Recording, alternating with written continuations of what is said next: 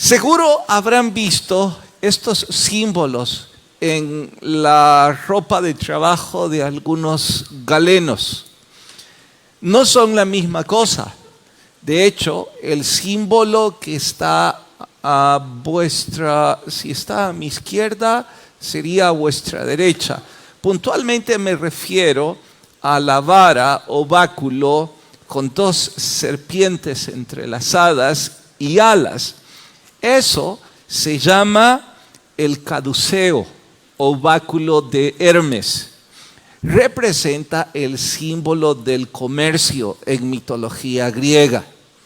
No es lo mismo que una vara con una sola serpiente. A eso también en mitología griega se le llama el báculo de Esculapio.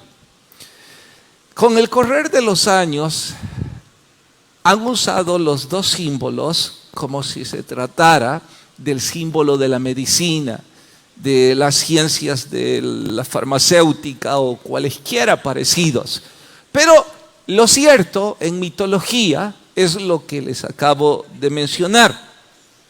Indistintamente del error de la historia, yo creo que los usan de acuerdo al gusto, más que de acuerdo a la mitología, porque me temo que hay una cantidad significativa de profesionales en esa rama que a lo mejor usan en su ropa de trabajo la insignia y hasta hoy no tenían la idea ni cómo se llama, ni lo que representa en mitología. Hablando puntualmente del báculo de Esculapio, se le consideraba a este como una especie de semidios por sus poderes curativos, que desde luego estaban más bien arraigados a la medicina que a hechicería. Entre otras cosas, sus clínicas eran consideradas templos y uno de ellos estaba inundado de serpientes, pero no por hechicería de Esculapio, sino más bien por sus trabajos de investigación. Es que sabemos que el veneno de serpiente, de algunas de ellas, es letal, pero también sabemos que de ese mismo veneno se produce el antídoto para ese veneno. Así es que en la serpiente, dicho de forma retórica, la muerte y la vida. Pero a esto súmele, sabemos que si no todas, una cantidad significativa de serpientes mudan su piel. Y no soy experto para decir cuántas veces o cuántas especies de víboras, pero sí muchas de ellas. Esta especie de mudanza, que algunos hasta llaman mutación o evolución, han dicho en la historia que los galenos la consideraban una especie de propiedad regenerativa y que en honor a eso los trabajos de investigación de Esculapio giraban alrededor de las serpientes y sus templos, que eran más bien hospitales, estaban inundados de trabajos de investigación con serpientes. Bueno,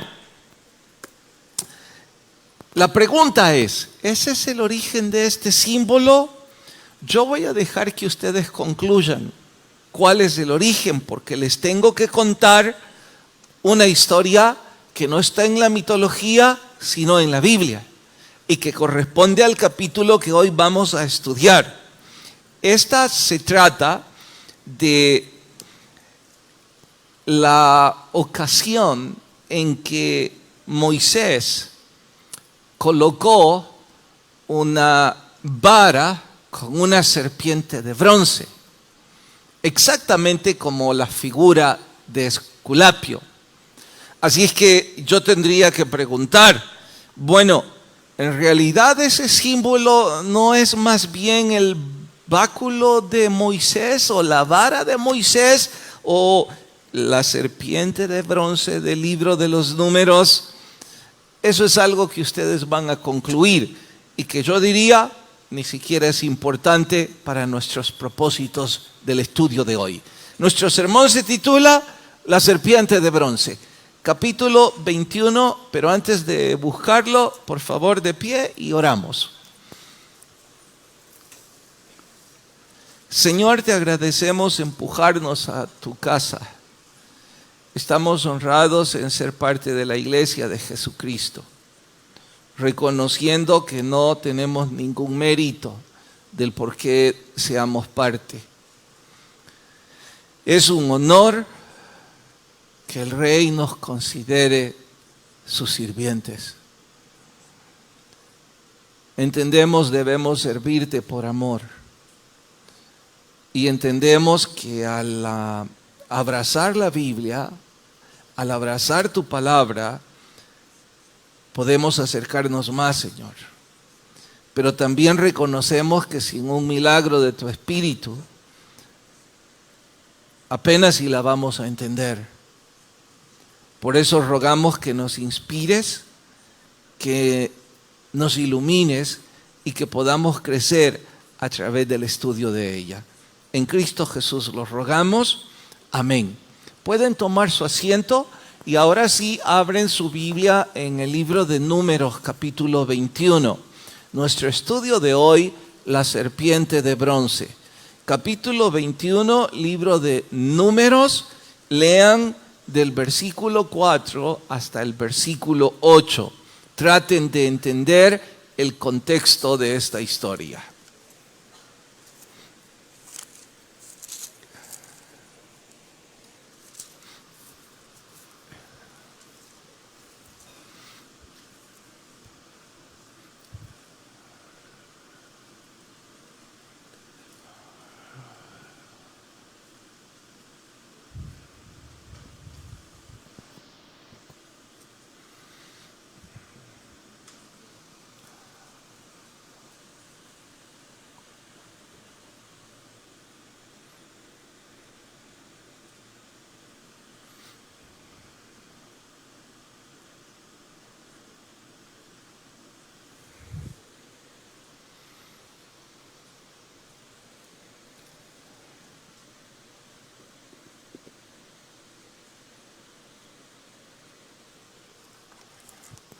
¿Listos? Bueno, tratemos de colocar todos en la misma página la historia. Están a punto de entrar a la tierra prometida. Si los cálculos de uno de mis maestros son correctos, la conquista duró no menos de 7 años de batallas. Recordemos, los habitantes de Canaán eran indeciblemente perversos.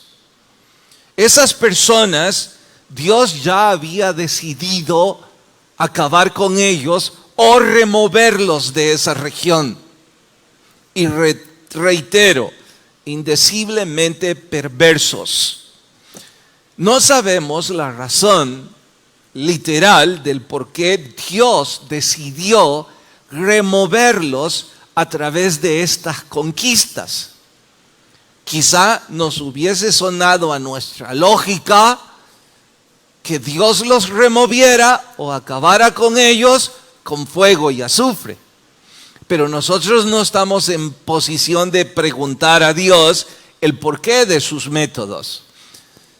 Cabe agregar, es probable que sí pudiera yo sugerir una u otra razón del por qué los hebreos debían sacar a esta gente.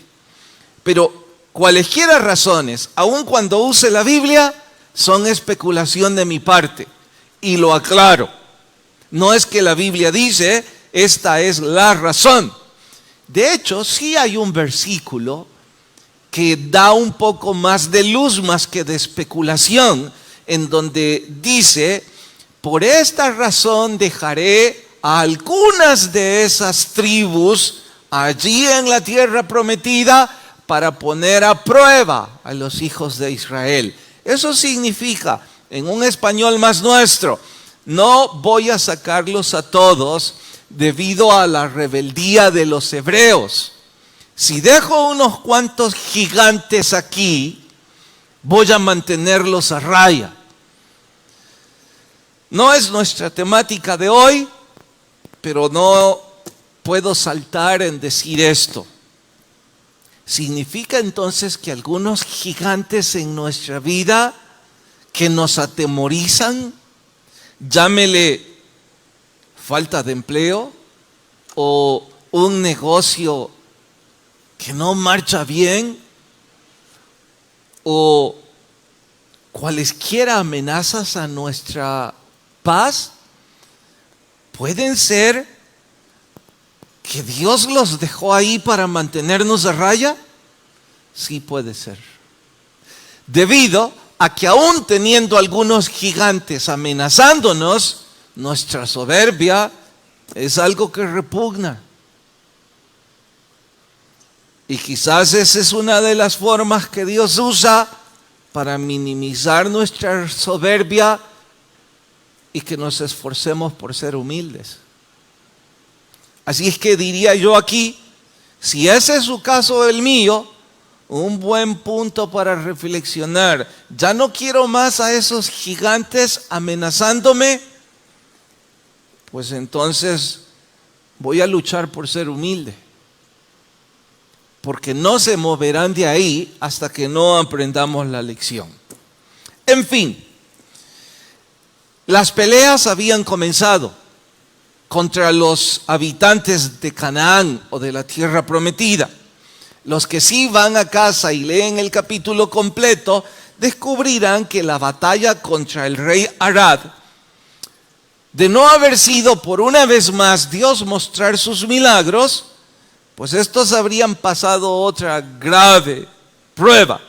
Pero esta vez Dios obró en favor de ellos, excepto que debido al error de ellos, esa batalla dejó unos cuantos prisioneros y también fatiga física en el pueblo hebreo.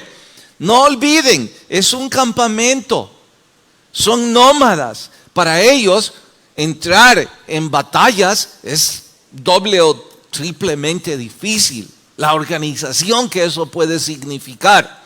Y a esto sumado, que tuvieron algunos prisioneros, el reflejo condicionado que estudiamos el domingo vuelve.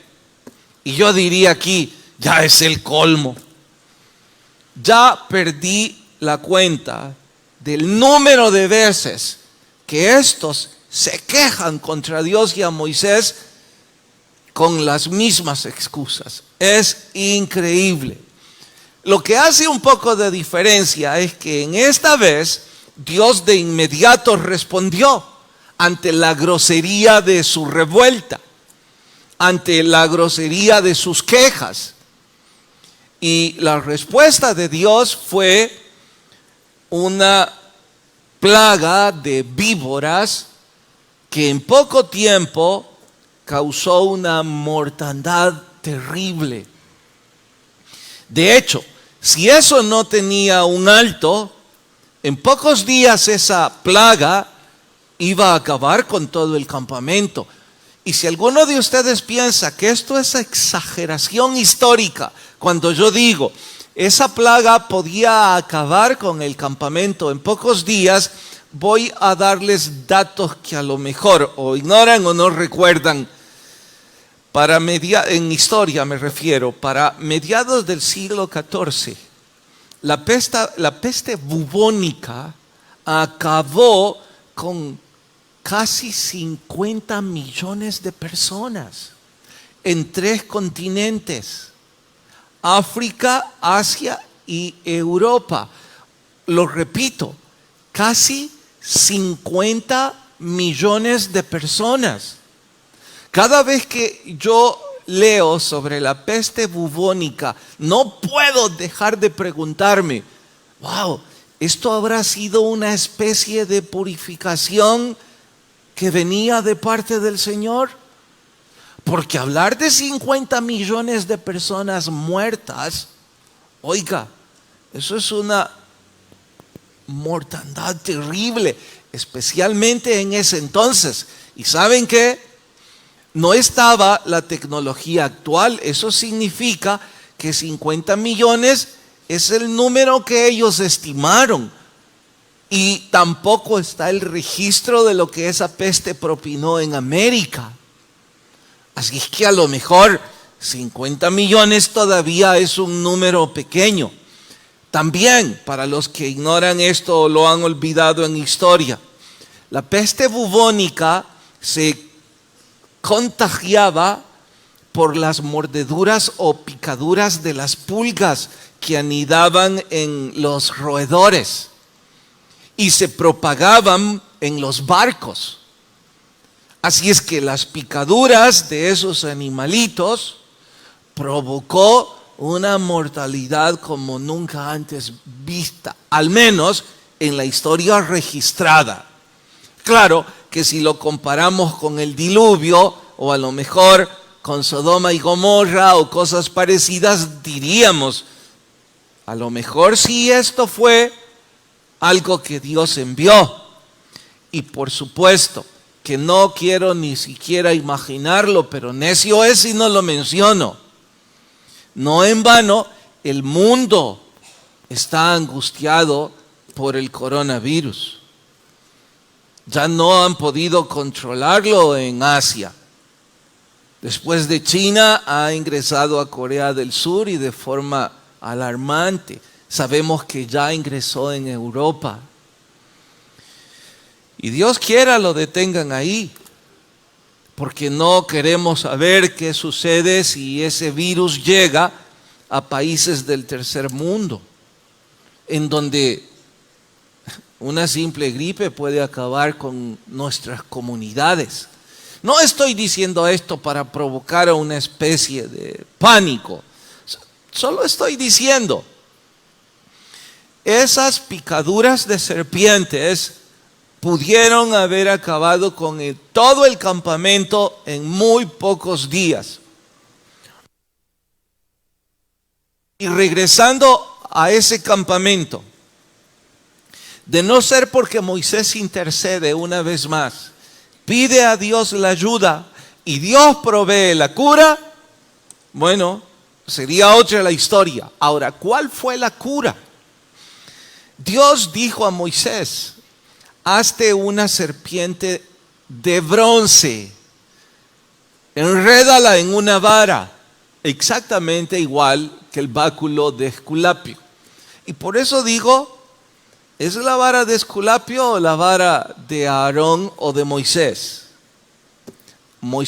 Aarón ya estaba muerto, ¿habrá usado esa vara o no? ¿Qué importa cuál fue? Coloque esa vara como una bandera en un asta, en donde cualquiera del campamento que salga y mire la serpiente de bronce, aun cuando haya sido mordido por esas serpientes, vivirá. Eso es todo lo que tienen que hacer. Ver la vara de bronce, la serpiente enredada allí, y listo. Diría yo en este punto, si insisto con Esculapio, con Hermes o con Moisés, de veras eso no es importante. Solo creo que es cultura general que debían saber, porque creo que lo que sí es importante es lo que ahora sigue. ¿De qué estoy hablando? Ya perdí la cuenta del número de veces que esta gente se rebeló contra Dios. De hecho, quiero perder la cuenta porque ya me parece repugnante. Sin embargo, esta vez hay un atenuante que sorprende. ¿Qué es lo diferente? He encontrado solo 2 veces que ese pueblo diga, es cierto, nos equivocamos. De hecho, en Números 14, no lo busquen, aparece una vez en donde ellos dicen, sí, hemos pecado. Aquí sería una segunda vez. Y según Wiersbe, esta segunda vez el arrepentimiento es genuino, es honesto, a diferencia de todas las veces anteriores. Bueno, si Wiersbe tiene razón, en honor al texto, porque de veras cuando ustedes lean todo el texto notarán que parece que hemos pecado, fue genuino. La pregunta es, ¿y por qué ahora si están aceptando su error y si tienen un arrepentimiento genuino y no las 8 o 9 veces anteriores? Bueno, todo apunta a que los que se arrepintieron son la nueva generación, los que sí van a entrar a la tierra prometida. Pastor, ¿y de dónde saca eso? Bueno, ya están conquistando la tierra prometida. Van a descubrir más adelante que parte de esta nación, parte de esta región del capítulo 21, que ya conquistan, es parte de la herencia que las primeras 3 tribus se adjudicaron. Rubén se cobijó allí. Así es que todo apunta a que es una nueva generación, consecuentemente más sensible y en menor rebelión hacia Dios. No tengo mayor registro bíblico para decirles, es así, esta es solo la nueva generación. Pero sí me da libertad para yo preguntar, o más que preguntar, comparar y sugerir. ¿No creen que esto se parece a aquellos que vienen a la iglesia? Saben que con sus vidas están ofendiendo a Dios, con su estilo de vida. Saben que sus pecados son graves. Pero no están dispuestos ni a pedir perdón, ni a arrepentirse, ni a cambiar, ni a luchar. Curiosamente, y sin yo entender por qué, siguen viniendo. Y viven de esa forma, viven en adulterio, viven en negocios ilícitos. Y no estoy hablando a los que recién escuchan del Evangelio, estoy hablándole a personas que tienen años, no solo de conocer del Evangelio, de venir a esta iglesia. Y no necesitan un predicador para saber que están en ofensa a Dios, pero no se arrepienten. Yo me pregunto, ¿ellos serán los que representan a esa generación vieja en el campamento hebreo, que su arrepentimiento nunca fue genuino? Esas personas que en realidad no son sensibles a Dios, vienen, pero nada de lo que escuchan produce cambio en nuestro estilo de vida. Bueno, si mi comparación es atinada, quisiera animarles a todos a que nos esforcemos por ser el otro grupo, ser parte del otro grupo. ¿Cuál? La nueva generación. Hombres y mujeres que sí estaban avergonzados de su rebelión, que estaban arrepentidos y de forma genuina necesitaban la ayuda del Señor. Quiera Dios que usted y yo estemos en ese grupo, pero la decisión es solo suya o mía. En fin, si alguno de ustedes dice, oiga pastor, ¿por qué parece que esta vez, a diferencia de las anteriores, de las otras revueltas, por qué parece que esta vez el castigo es más inmediato o más severo? La plaga de esas serpientes, ¿es que acaso fue más grave? Bueno, júzguenlo ustedes. Históricamente debo decir, En este caso había reincidencia y blasfemia. En honor a eso la gravedad. Cuando digo reincidencia, ya no sé cuántas veces estos cometieron la misma revuelta. Así es que, si hablo de reincidencia en cuanto a gravedad, esto significa, ya colmaron la paciencia de Dios, no solo de Moisés. Y claro que también me lleva a mí a preguntar a esa vieja generación, ¿de veras no tienen temor que un día de estos van a sobrepasar la frontera de la paciencia de Dios? ¿No sienten dolor? ¿No sienten miedo? ¿No quieren arrepentirse? ¿Es que acaso creen que por venir aquí a la iglesia esta noche están cerca de Dios? ¿Creen que por ser parte de un ministerio, o por ser líderes, o por ser predicadores? Es increíble. Quiera Dios que no sea una noche de estas que nosotros también sobrepasemos ese límite. ¿Blasfemia por qué, pastor? Bueno, en Salmo 78, 25 dice, no lo busquen, dice que el maná era pan de nobles. Y ellos reclamaron otra vez por hambre, no porque no tenían que comer, sino porque una vez más despreciaron el maná caído del cielo. Así es que esto se acerca a blasfemia después de toda la historia y de lo que el pan significa, por supuesto que sí.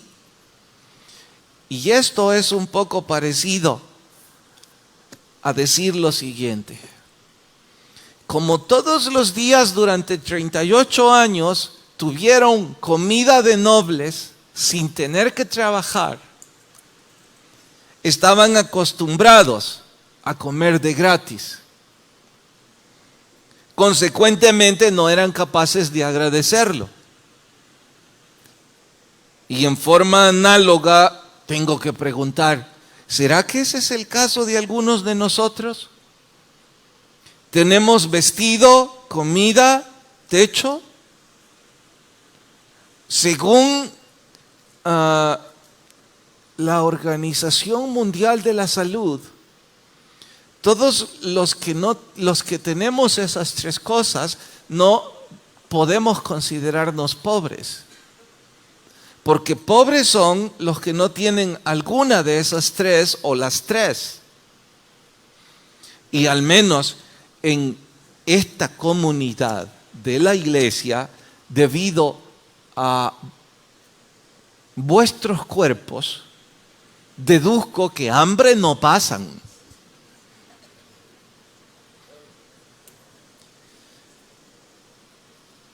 Debido al contexto de nuestra comunidad, no necesito ser un estudiado para decir que creo que todos tienen donde dormir. Y su ropa dice que también tienen que vestir. Y si a eso le quiero sumar, no tenemos el coronavirus hoy por hoy. Oigan, ¿no es suficiente motivo entonces para dar gracias? Porque olvido el porcentaje en el mundo de los que no tienen esas tres cosas. Así es que, Señor, pensándolo de esa forma, soy un tonto cada vez que estuve en otro país y dije, ¿por qué no nací aquí? Porque yo vivo en un país privilegiado, aun cuando digan que es el segundo más peligroso de América Latina. La verdad es que todos ustedes, son casi 800, van a salir de aquí a caminar a donde les dé la gana. Y no me digan que van a ir con una paranoia que nos van a matar. Probablemente algunos sí. Pero no vamos con esa angustia a la calle. tenemos comida. Eso hablando de lo mínimo. Pero hablemos de otras cosas. Una gran cantidad de ustedes tienen familia. Que la estén destruyendo por ustedes mismos, esa es otra cosa, pero familia tienen. No viven en soledad. Aquí no hay esclavitud. Discriminación, sí, pero no esclavitud. Libertad de expresión. Hasta repugnante. Miren las cosas que publican en redes sociales. No sé si todos los países del mundo son tan vulgares como el nuestro, pero aquí cualquiera puede decir lo que le dé la gana.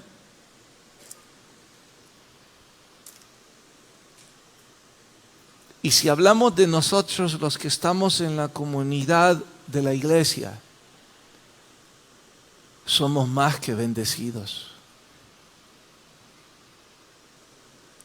Aún en medio de las pruebas, hemos visto la protección y el cuidado de Dios. ¿Cómo es posible que no seamos agradecidos entonces? No está mal querer un mejor trabajo. No está mal ambicionar un mejor carro. Lo que está muy mal es no agradecer por el que ya tenemos. Porque hay miles que no lo tienen. Lo que está mal es quejarnos como niños por todo lo que no tenemos, aun cuando no lo necesitamos para vivir. Y sí tenemos muchas cosas por las cuales dar gracias. Pero creo que es como ese maná, como ahí lo tenían. Creo que es parecido también al fenómeno cada vez que vamos a otro país y encontramos hermanos de nuestra iglesia, nos abrazan, dicen estar tan felices de vernos, preguntan por la iglesia y nos comparten cómo extrañan la iglesia. Gracias, dicen, porque ahí en las redes ahora podemos tener un poquito de nuestra iglesia. ¿Cómo nos hace falta? Increíble que los que estamos a 2 cuadras de la iglesia no la apreciamos. Quizá porque la tenemos a 2 cuadras. Pero aún así, blasfemia, pastor. Porque rechazaban el pan. Hay algo más al respecto. Por favor, vayan a Juan capítulo 6. Ahora van a entender la gravedad. Juan capítulo 6.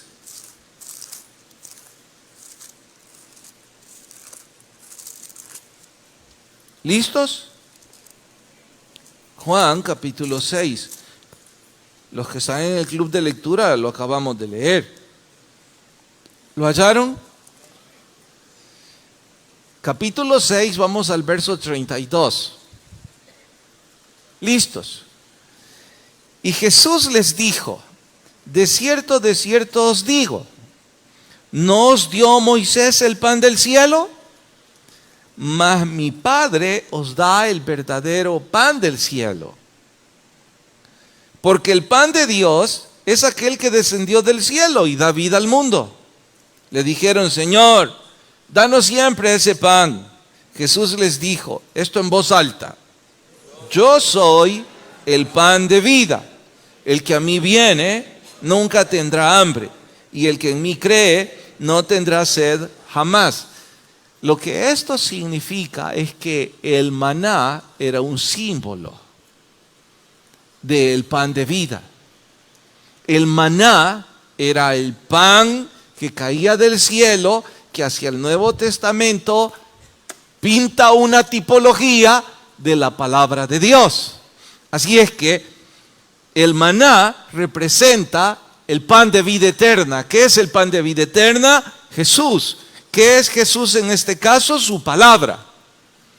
Ellos estaban rechazando la palabra, estaban rechazando al Hijo de Dios.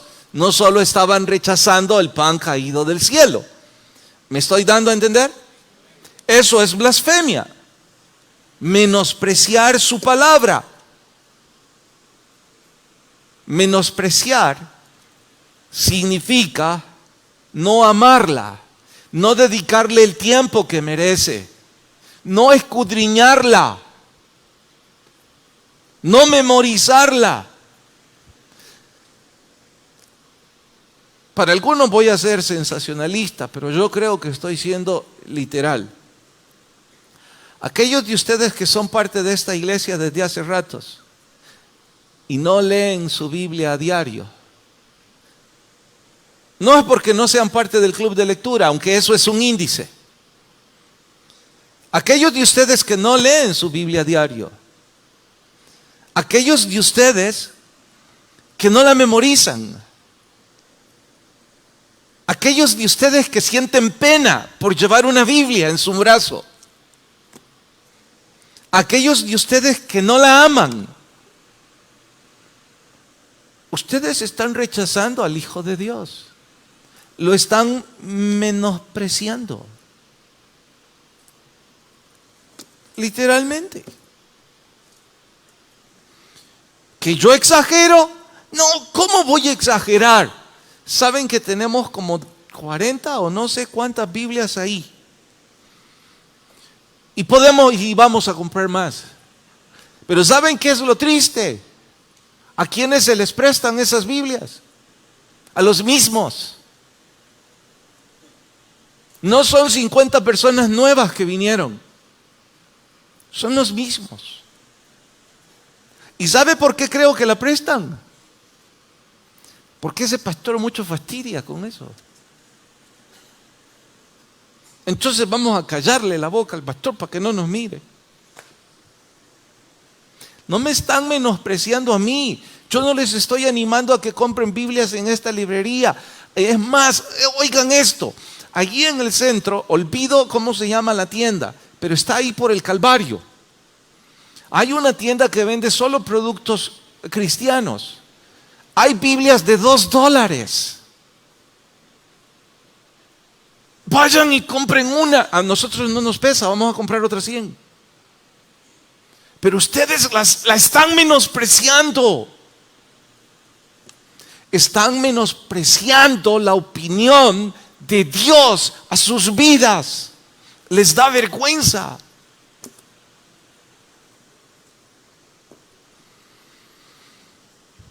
Pastor, no debería ser así de severo. Hey, ¿prefieren que venga y les cuente un chiste y se vayan al infierno riéndose?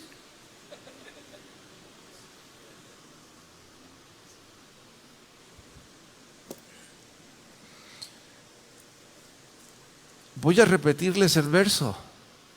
Hijo mío, si recibieres mis palabras y guardares dentro de ti tus mandamientos, si como a la plata la buscaras y la escudriñares como a tesoro, el pan de vida, el que ese pueblo desprecia como si fuera nada, le da vergüenza a ese pueblo usar esto. ¿Notan que sí es blasfemia? Escuchen a Wiersbe en uno de sus comentarios. Wiersbe es uno de mis maestros. La palabra de Dios dice, es el pan del cielo, del que el pueblo de Dios debe alimentarse diariamente si piensan tener éxito en su viaje de peregrinación. Peregrinación es ese campamento hebreo. Ellos van hacia la tierra prometida, entonces ellos son nómadas. En forma análoga, nosotros somos peregrinos en este mundo, porque ¿cuál es nuestra tierra prometida? La vida eterna, el cielo. Bueno, dice que si pensamos tener éxito en este viaje, en este mundo, La palabra de Dios es el pan del cielo, no lo podemos despreciar ni discriminar.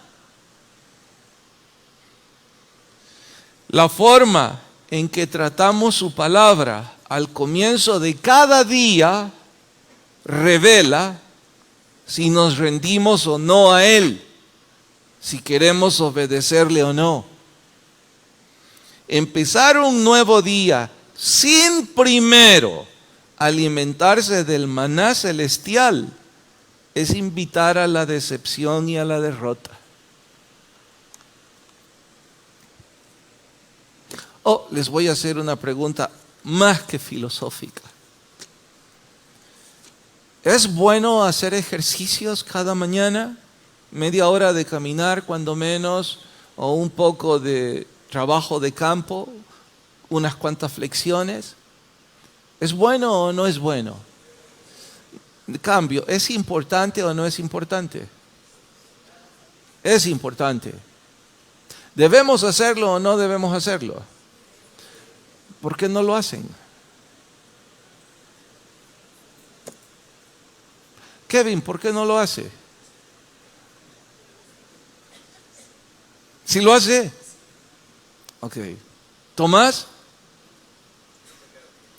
No le queda tiempo. Bueno, yo fui igual que usted. Yo fui amante del deporte, de todos los que se le ocurran. Y los jugué casi todos. Fui malo en casi todos, pero los jugué. Pero ni en broma usted me levantaba a hacer ejercicios. Y decía lo que usted dijo, no me queda tiempo. ¿Sabe hasta cuándo tuve que aprender a hacer ejercicios disciplinadamente? Hasta que el cardiólogo dijo, tu corazón no soporta tu estilo de vida. O haces cardio todos los días, 30 minutos, o te vas a morir.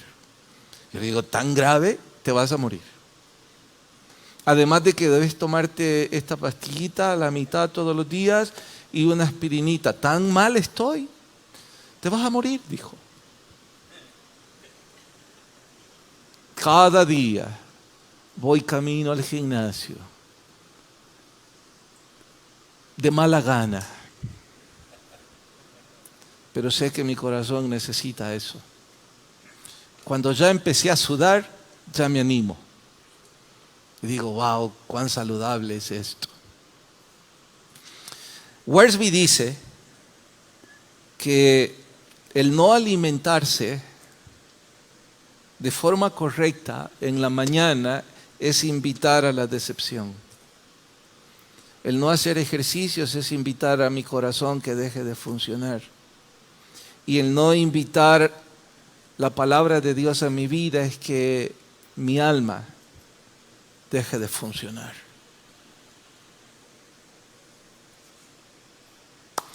Desde que supe eso, tengo que hacer el tiempo. Tomás, ¿cuántos años tiene? Perdón. Todavía no está en edad, supongo, que le den esos achaques. No los espere. Pero este no es un estudio para mejorar nuestra salud física, sino nuestra salud espiritual. Ahora, compárelo. Usted no tiene tiempo para hacer ejercicio en la mañana. Ese no es importante. ¿Cuál es el punto importante? Que hay que hacer el tiempo para comer el maná del cielo. Eso significa que hay que levantarse antes. No, pastor, no puedo. Sí puede. Desafíese. Si usted viera, yo salgo a las 5 de la mañana. Yo salgo a las 4:30. Se puede. Se puede. Si toman la decisión. O sigan menospreciando la Biblia. Oiga, pero no termino de entender el asunto de la serpiente. ¿Por qué una serpiente? Si la serpiente representa a Satanás. Bueno, les voy a explicar un detalle hermoso. En efecto, la serpiente es un símbolo de muerte. Y esto era una tipología de lo que sería la cruz de nuestro Señor, un instrumento de muerte. Ellos estaban infectados con el veneno de las serpientes. Nosotros estamos infectados con el veneno del pecado. Ellos necesitaban mirar a esa serpiente, nosotros necesitamos mirar la cruz de Cristo. Entonces era una hermosa comparación. Sí, pastor, pero aún no me gusta la serpiente. Les daré 3 versículos para que no amen a la serpiente, sino la figura retórica.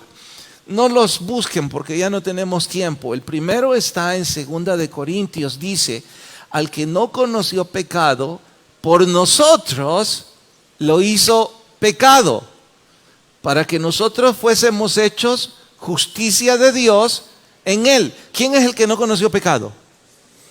¿Qué se hizo Jesús en la cruz? Pecado, el símbolo de muerte. ¿Me estoy dando a entender? Jesús en la cruz era pecado. Pastor, no diga eso, es así. Él dice que puso sobre sí nuestros pecados. Pero hay más. Cristo nos redimió de la maldición de la ley, hecho por nosotros maldición, porque escrito está, maldito todo el que es colgado en un madero. Jesús se maldijo a sí mismo mientras estaba en la cruz, exactamente como esa serpiente. Maldita esa serpiente. ¿Están entendiendo mejor ahora la figura? Pero para rematar, tengo otros 10, pero no 10 minutos. Quien llevó él mismo nuestros pecados en su cuerpo sobre el madero, sobre la cruz, para que nosotros, estando muertos a los pecados, vivamos a la justicia, y por cuya herida fuisteis sanados. Bueno, esa vara con esa serpiente era un atisbo, un anticipo, un pequeño modelo a escala que representaba lo que haría Cristo Jesús en la cruz del Calvario. Así como los hebreos tenían que ver a la serpiente, nosotros tenemos por fe que creer en la cruz, el sacrificio que eso significa. Cuidado, no significa poner fe en la serpiente o fe en la cruz por sí misma. De hecho, cualquier médico en ese entonces pudo haber dicho, ¿qué? ¿Que el antídoto de la mordedura de esta víbora es ir a ver una serpiente de bronce? ¿Están locos? Eso no parece lógico. Es absurdo. Por absurdo que le parezca, funciona. Ahora lo digo en forma comparativa. Aquellos de ustedes que nunca han puesto su fe en Cristo Jesús, quizás les parezca absurdo que yo les invite a que levanten su mano y reciban a Jesús, y que en una oración con fe, discreta pero con fe, pueden alcanzar salvación y vida eterna. Sí, temo que ustedes dirán, ay, pastor, es difícil de creer. Mire, si me dijera que tengo que hacer una peregrinación de aquí a Guatemala o hasta México e irme de rodillas, o dar unos $5,000 o arrancarme los brazos, quizás eso lo creo, pero una oración funciona. ¿Quiere pruebas? Bueno, aquí habemos casi 800 que regresamos y regresamos, porque poner nuestra fe en el sacrificio de Jesús en la cruz nos ha dado salvación, vida eterna y paz en esta tierra. Por eso estamos aquí. Pero usted, igual que esos 800, están medio disparados. Perdóneme cómo voy a decirlo, pero usted está peor. porque sin usted creer sigue regresando aquí. No, ¿sabe qué? Yo creo que usted sí cree, pero está en ese grupo de la vieja generación. No quieren arrepentirse,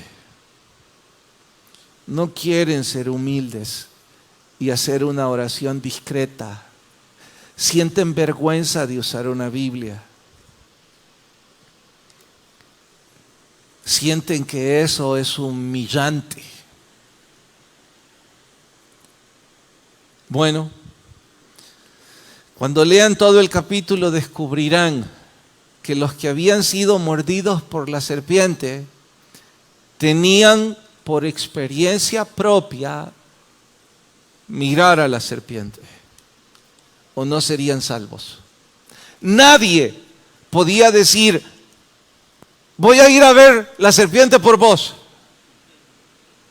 No, hijo, mientras te pasa la calentura, voy a ir yo a hacer la penitencia. No, tenía que arreglárselas y verla. En forma comparativa, la relación con Cristo Jesús es exactamente igual. Nadie puede tomar esa decisión por usted. Sus padres pueden amarlo y orar por usted. Sus hijos pueden amarlo y orar por usted. Pero Dios no tiene nietos, ni sobrinos, ni tíos. Dios solo tiene hijos. Y esa relación solo se logra con la decisión personal de cada quien. Y eso usted decide. Vamos a orar.